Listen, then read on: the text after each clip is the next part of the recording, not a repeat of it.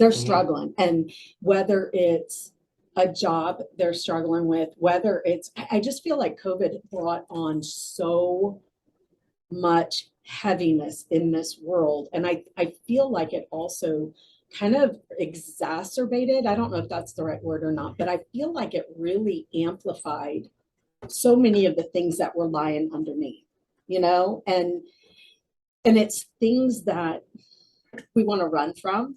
We don't want to feel that. Nobody wants to feel pain. No one wants to hurt the way they're hurting.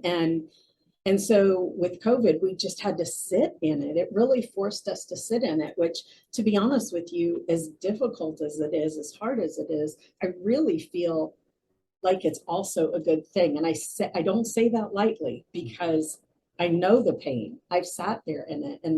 And there are days where let me rephrase, I didn't just want to, I turned my back from God many, many times. Like, I don't want to listen right now. Everything's, you've taken everything from me. I don't like this, when obviously we know that wasn't the case. But I think it's a good thing now that I'm where I am now. I can look back and say, you know what, it's okay to sit in that pain because we learned so much from it. And so that's what I want to encourage anyone who's in it right now. One of the things, we talk about is brokenness and how difficult brokenness is, but brokenness in God's hands is a tool. And what it's gonna do is he's gonna use that to build the people, or to shape and mold us into the people he created us to be. And so I really like to encourage people to understand that, you know what, yeah, brokenness is awful. It's painful. Nobody wants to sit in it. But when we surrender ourselves and we yield to that brokenness and say, okay, God, what is it that you want to teach me in this? We really have to flip it around. And that's not easy to do. But I feel like with COVID, we've been forced to really face a lot of these issues that were underlying anyway.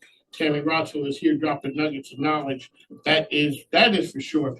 Back in the, and I don't want to sound like the old man, like back in the day, in my day, but in reality, they're talking about 2011, back in the day. Yeah. But the idea of it, when life went on and you had to step off for mental reasons, family reasons, it just said something about you. I don't want to call you Brandon a loser, but yeah, you were a loser. Oh, yeah. You weren't strong enough to hang. Yeah. Then the whole world got sent home on timeout. And everybody got exposed to just sitting there like my grandmother used to, my great grandmother. We sitting, it's raining, we are not on phones, the TV's not on, just sit there, God talking. Yeah. And so, but now what happens? The world goes on. We were almost scared of downtime.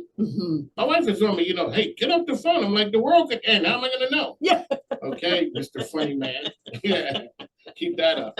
Yeah, you think it's funny. But in reality, what happens? We have to fill up every second